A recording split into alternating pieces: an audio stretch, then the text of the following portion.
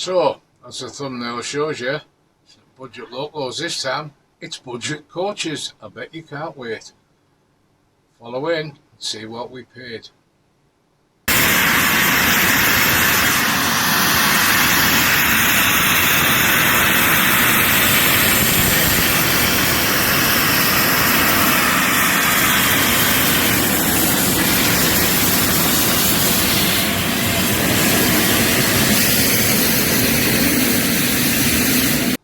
Following my last video on the budget locos, I added them to my inventory, and then I realised, oh dear, you have more engines than you have rolling stock for. And yes, I know that not all of your rolling stock will be sat in the yard or refuelling it, but I've got way more. So I decided that we needed more rolling stock, and because the wagons were a much higher number than the coaches were, those numbers in the coaches will be alluded to in this video, we decided to look for coaches. So we have been quietly taking away at coaches for a while now, and when I realised that I really needed extra, I thought just speed it up, get what you can quickly at the prices you want to pay, and then call it a day. So this will be the last video on buying budget locos or coaches or wagons. We're done from this point with the buying budget stuff. I think I've gone on about it enough about trying to do this hobby cheaply. I'm hoping I've got my message across. I'm hoping people may take on board, those who are looking to start, that you don't have to spend a fortune. So this will be the last of them. From here on forward we will be doing buildings, changing buildings I've already got, converting vehicles like with the triangle hoppers, repaints, pretty much everything you can possibly think of that would be to do with a model railway is what we're going to focus on now. We've done this as our last goodbye to buying cheap. I wasn't going to put this video out, but I'm nowhere near with the hopper wagons from Triangle because I haven't had enough time.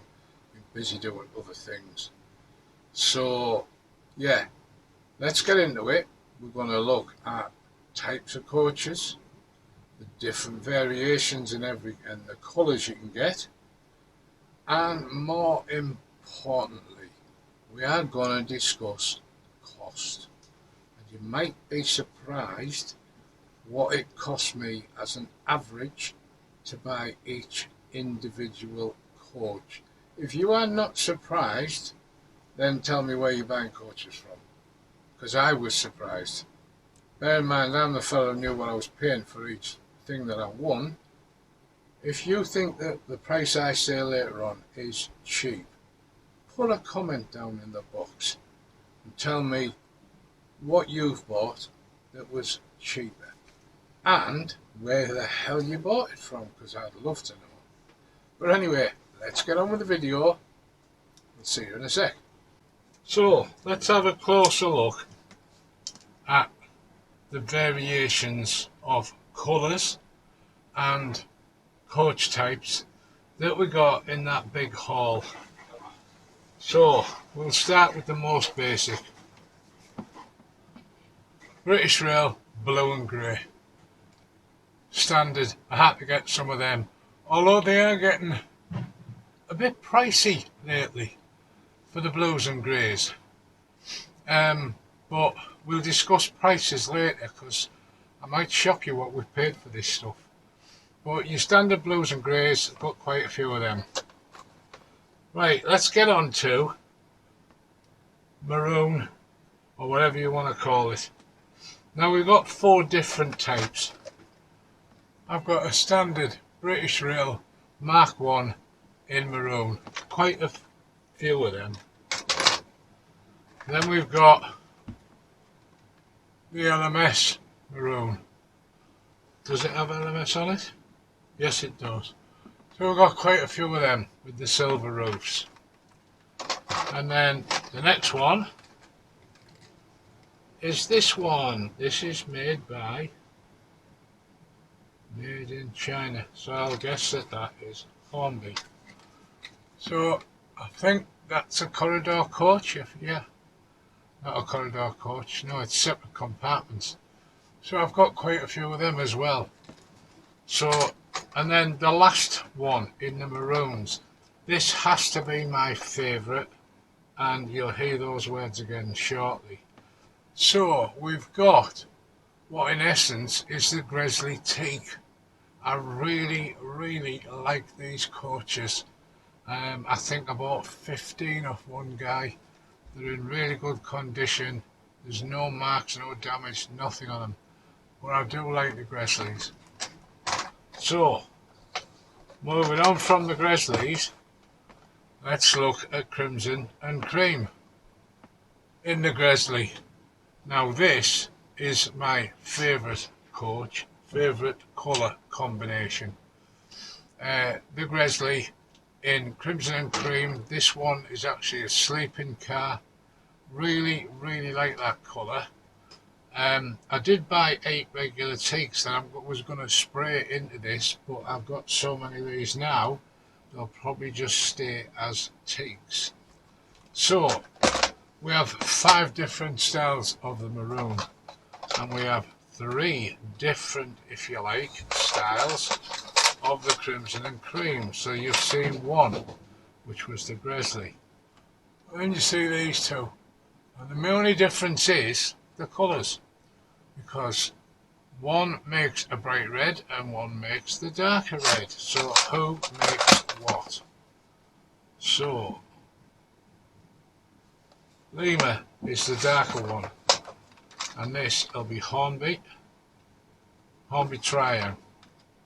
Am I bothered about them being different reds? Not really, no, because in real life, bear in mind that the period I am at is like not long after, well, a while after actually, going from the big 4 to privatisation. So there is going to be a certain period of time that coaches were still rolling around with their lettering, their logo, their colour schemes. Everything didn't go blue and grey overnight. It just didn't happen that fast. So when I first started picking up coaches, my thought was, oh, just paint them all blue and grey. But now I'm thinking, why am I doing that? Why do I want to paint them all blue and grey? There would be a multitude of colours out there. So as they are here, they will stay that way. They will get cleaned up, they will get any repairs done, they will get steel wheels if they need them, they will have the couplings took off and magnetics fitted to them, but we're not changing colours at all. So, the next one, Mark 1 Southern region in green. I've got quite a few of these as well. Again, green was a popular colour, seen up and down the country, even in British Rail days. So I have 6 of these in a box, and I don't know how many others. So, yeah, nice green colour. Then we'll get on to actual teaks. So, everyone knows that. Thompson. Got quite a lot of these. I really don't like them, and they will get turned into a regular coaching colour Mark 1 because I can't stand them as they are. So I'll do some research and figure out what could I convert these to, because this colour on here, although you can do quite a good job on the Grizzly teaks, there's no real detail on this to get in where you can, pick out the frames and the boxes like you can on the Grizzly. So these that I've got of these are going to get changed. These small teak clerestory, I really like these. I got 6 in a job lot a while ago. I never thought no more about them, and then I found these. There was 3 of these, and I quite like them. And I'm thinking, behind a reasonable sized loco, these might look good. Could I paint them in teak? Yes, I could. Do I want to paint them in teak? I don't know. Haven't looked yet to see if they appeared in other colours. I'm sure that they did. But right now, I'm really not sure where we're going with that. Then you've got the traditional teak, which everybody knows and sell for 10 a penny. Don't look at the price, because that must be what the last guy paid. I will tell you all the prices shortly.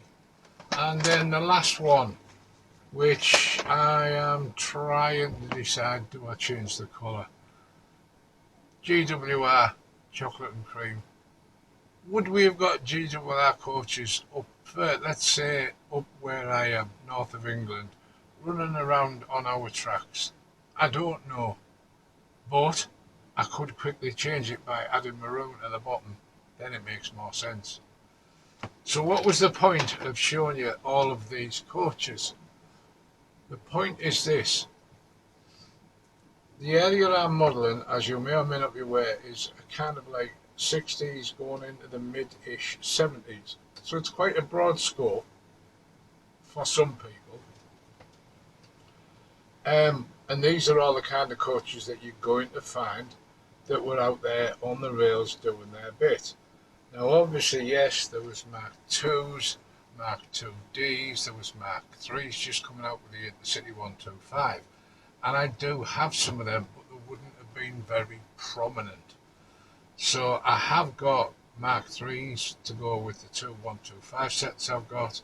And I bought some Airfix Mark IIDs, which are very similar looking, but they're to go with my Trian Pullman, because I was reading a thread a while ago when I first bought the motor and dummy about can you make your own, and someone said start off with the Airfix Mark IIDs, you don't have a lot of work to go. So I have, I can't remember, 6 coaches, or maybe 8, can't remember, to go with the blue Pullmans. Now they will have to be repainted because they're in blue and grey and not the Nanking blue. So we're getting off track here. This is the kind of models that you would look at, that you would see on the railways in the time period. Now I've just said all of that, and now I'm going to introduce you to something else that I bought, which I now believe I can change the colour of. I have looked at buying the rail car for quite a long time. I've been backwards and forwards on it many times, and I actually bought this from a guy who I met through eBay. When I bought some stuff, he sent a leaflet just saying if you go direct things are cheaper. So it's only a little outfit, he doesn't have a lot for sale. It's called Pez's Trains, and he had this on there. It was well within the price range I buy for motorised ones, or motorised locos, shall we say, because it's kind of an early DMU, isn't it? But I've done some research already, and these can be seen in the BR Green, or the Southern Green, whatever you want to call it. They can be seen in maroon, they've been seen in crimson and cream. So it's a nice model, very nice. So he does do what he says. He backs up the fact of, you know, if he's selling privately, rather than paying eBay costs, he'll drop discounts, and he did. So have a little look. Like I say, doesn't have a great deal on. So what I'm going to do is grab my little book now, and I'm going to go through how much this stuff cost. So I've got my little book, my little Hornby book. I won this in a raffle at the North Yorkshire Moors, not a raffle, a tombola. God knows how old it is, because it does look old, but I keep it for stuff to do with my trains. So I did this exercise and thought you might all be interested, or you might just fall asleep and think, oh, bugger off, mate. But anyway, the cream and red, crimson and cream ex-Gresley coaches. The guy was selling 11 of them, and he wanted £110, which is 10 quid each, which falls within where I want to be. I've said it before and I'll say it again. Little wagons, 3 quid. double bogie wagons, £7, coaches, 11, and locos, 35. But to be fair, prices are going up, and I think you would need to add maybe £1 or £2 to that budget if you're looking to buy it on a basis of, right, I'm not paying more than this. And as you've seen on many times, working to a budget, yes, it might take a while. Yes, it's took me a while to get all of this lot together here. But think of the money that you're saving. So, 11 Crimson and Cream. Beautiful condition, not a mark on them. £10 each. But the best bit, when I opened the box, he'd sent me a note and said, thanks for buying these. Have 3 free coaches. Fantastic. So, we've now got 14 coaches for £110, which makes the average buy of his £7.86 per coach. That is a good price. Now, I'm not going to bore you with every single one, but here is a price, quantity, and what that works out as an average for each of the buys that I did. So let's get to the interesting bit, shall we? 118 coaches in total. One part of this was a job lot. There it is. Where is it?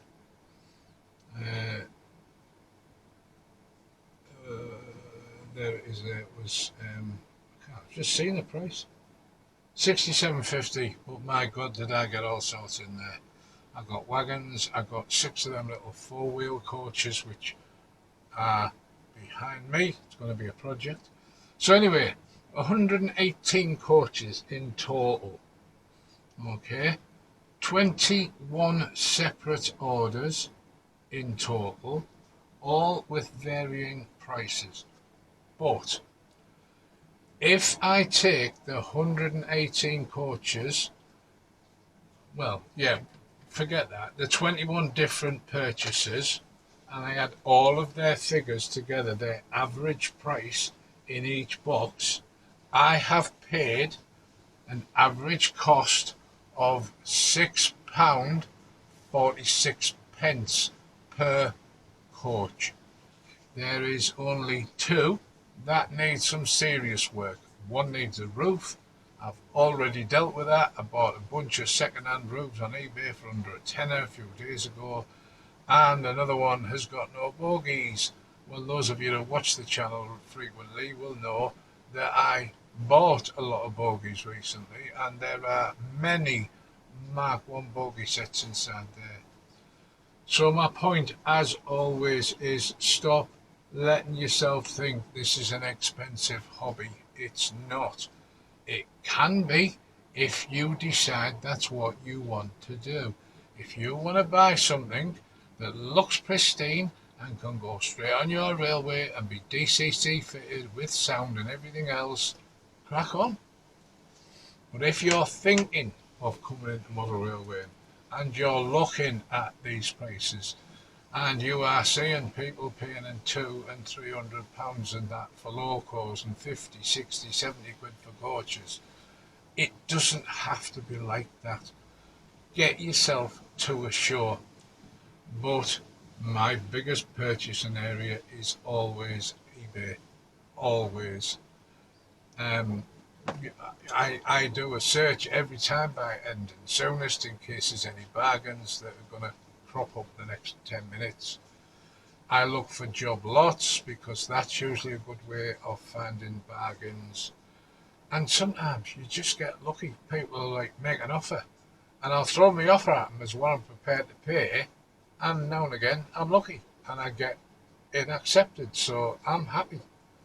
So this is the last time that you're going to see me putting locos or putting coaches on here with look what I bought for next to nothing, because my wife is going to kill me if I get any more. But apart from that, I have more than enough. I have done another count up when that video you saw the other week with all the 23 locos, and I did the inventory and I thought, oh shit, we need more rolling stock now because we've got too many coaches. So all in all, on that thumbnail, you saw 100 and, well, you didn't see all. There's actually, you saw 112, because 6 are hiding behind me, as I've said. So in all, 118 coaches to add to the stock. We are no longer buying anything that rolls on wheels. We're done with that. I have plenty of stock. I have more than enough. And all I will do is spend my time renovating them, repainting, whatever it is that I'm going to do. That is going to be it. No more budget stuff from here on in. So when I'm going to a show, what am I going to buy? Well, that's interesting, because I was actually at 2 shows yesterday with my son Mitchell, and no, we didn't video them because we forgot to take the gear. We got to go with the camera.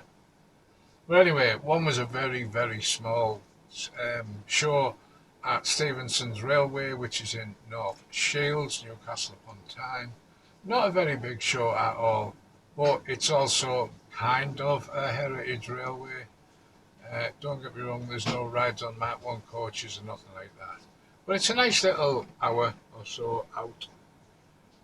There's a little steam train ride for the kids, things like that, and they do have a nice cafe. So we went in there, and the only thing that I bought yesterday, and I can't remember where I put it now, was, if you know, you know. It's called an Iron Fairy crate, and the jib sits over the front. It's only quite small. It was made by Dinky or Matchbox, usually seen in a goods yard. Been looking for one for a while, and every time I see them, they're battered. This one's in really good condition. It's got its stickers on for its registration plates, hazard markers and things, £4. So I bought that because I wanted it. I've already got the goods yard, and if you don't know that, go look through my back catalogue and you will see there was some videos of it all being put together, and there's one showing you the end result. Now somebody, while I'm talking about back catalogue, somebody did mention the other day that watched one of my previous videos from a few years ago, and oh mate, you should re-release it. Well, I don't know if I'm allowed to, is the honest answer. Don't know whether I've still got the original file, but it was basically about me taking literally a box of scrap and making a lean-to pump house for an engine fueling depot. I really enjoyed it, and I think I did a pretty good job considering I was literally using whatever I had in this box. So if you're interested in that, go and have a look. Anyway, off track again. So what are we going to buy at shows? Well, we went yesterday to the second show, which was Rail-X Northeast. Rail-X Northeast is a big show up here, also in North Shields, about 10 minutes down the road from the Stevenson's one. If ever you're in the Northeast and you're thinking about going that, because it's on every year, I'm going to give you the clue. Do not go before 1 o'clock. Last year we did get there after 1, mostly because of a hold up at the Tyne Tunnel, and we got parked. Yesterday we arrived at 10 to 11, 50 minutes after the show opened. Now this show is held in a sports complex. So on Saturday morning I'm sure it would be full of people going to the gym, going swimming, whatever, and all those who want to be there when the doors open for the show. And you could not get parked anywhere for love nor money. So we shot off, we went somewhere else, then we went to Stevenson's, and we come back at 1 o'clock and we got parked. So bear that in mind when you go on to big shows. If you go early in the morning, you might not get parked. Right, so what did we get when we were at Rail-X? Well, I bought quite a few packets, 1, 2, 3, 4, 5 of these things, builder's sheets from Metcalfe. So I've got cobblestones, which I still have some, red brick, red brick, red brick, because that is hard to get hold of, and another red brick, because I like to build things. Then what else did we get? Right, we bought this one, Metcalfe low relief front facing shops. Again, we're now thinking about moving forward on the layout and what are we going to want. We got low relief terraced houses to go up with the shop so they can sit in the middle of. Oh. And then we got 3 packs of these. Low relief terraced, but back facing, so we're looking at the yard. Now, somebody's going to accuse me of copying. And if you do, I really don't give a monkeys. I have just mentioned it, a goods depot. So my goods depot is a goods line, well, 2 goods lines with a platform and goods shed. And then a bit further across, on the same, you've got an L-shaped platform. So we've got space for 2 DMUs to come in one either side of the platform, 2 lines for the goods yard. We have the parcel office and we have the goods yard. Now on this side, where the DMUs are, I want a road and a set of houses. Now, I was trying to decide, do I want them front facing, rear facing? Well, I got these at a good price off the guy, not the 1950 that's shown. So I thought, I think I'd rather look at the back of the houses.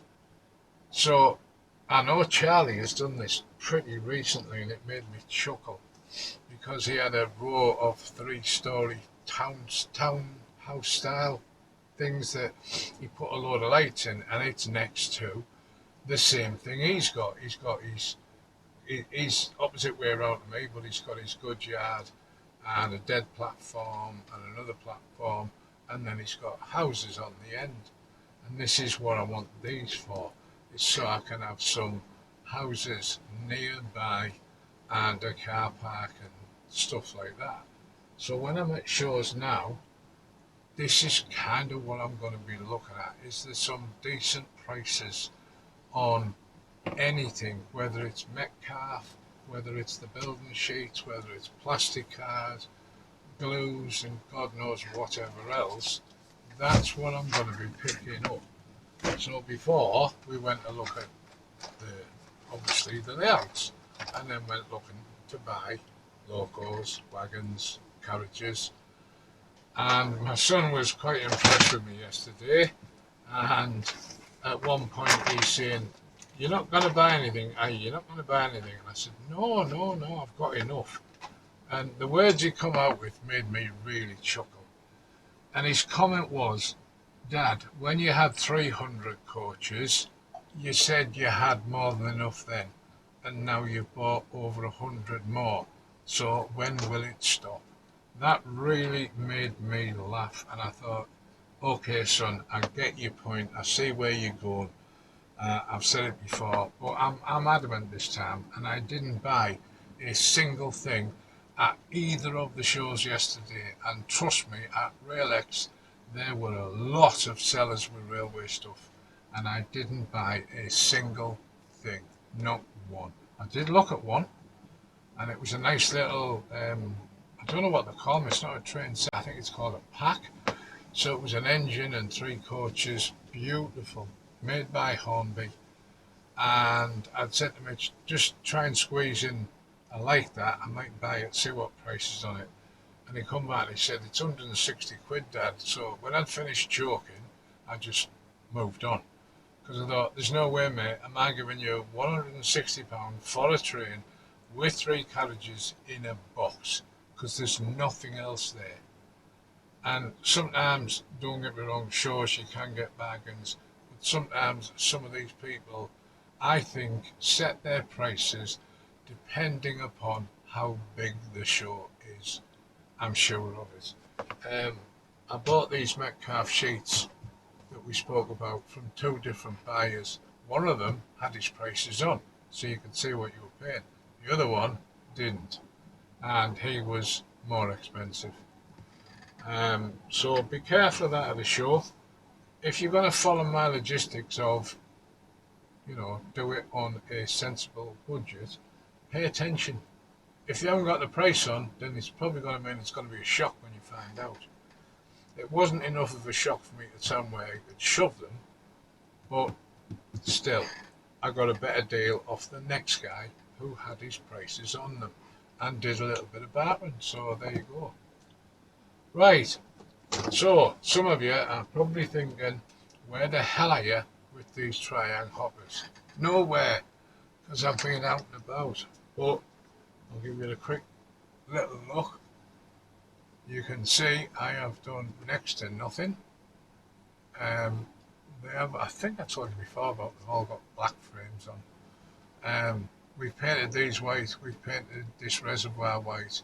We now have vacuum pipes on the end, and eventually I gave in and decided to put these angle irons in that are on the original and that are shown on the Hattons model, and painted them in grey.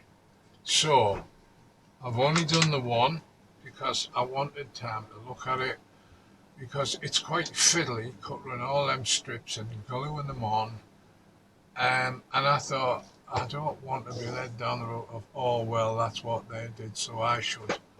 But it's been sitting on my desk for about a week. I think it's the right thing to do. I think I'm happy to run with it.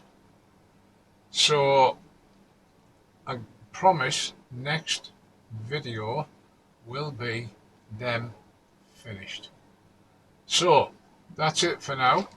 Thank you very much for watching and listening to me trying to badger you into buying cheap. Thank you to the new subscribers that have come online lately. I'm quite surprised because I'm now at 902, which isn't a lot in the real world, but for me it's a surprise. So at some point in the next coming few months, I'm going to pull out the Hornby DMU set that I bought from a show, and I'm going to pull it apart because it doesn't run, and I'm going to find out why. I think I did look at it, I just can't remember what's wrong with it. But I'm going to do a service on it and I'm going to give it a clean up. I will do a video on it because it will be a gift for when I reach the 1,000 subscribers. So the way I'm looking at it is, if I've done a video on it and you can see that it does run and how it runs and how it sounds, then if you're the one that wins it, at least you know what you're getting is a serviced running DMU. So thanks for watching, folks. If you want to see more than me buying stuff on the cheap and you want to see me convert wagons, coaches, engines, just go and subscribe. Hit that button, subscribe, and see what I'm up to next time round. I've already got my next project planned after these are done. It isn't what it was going to be. I have a big box at the side of me full of half-done projects. I'm going to start a brand new one. So there you go. Thanks for watching, folks.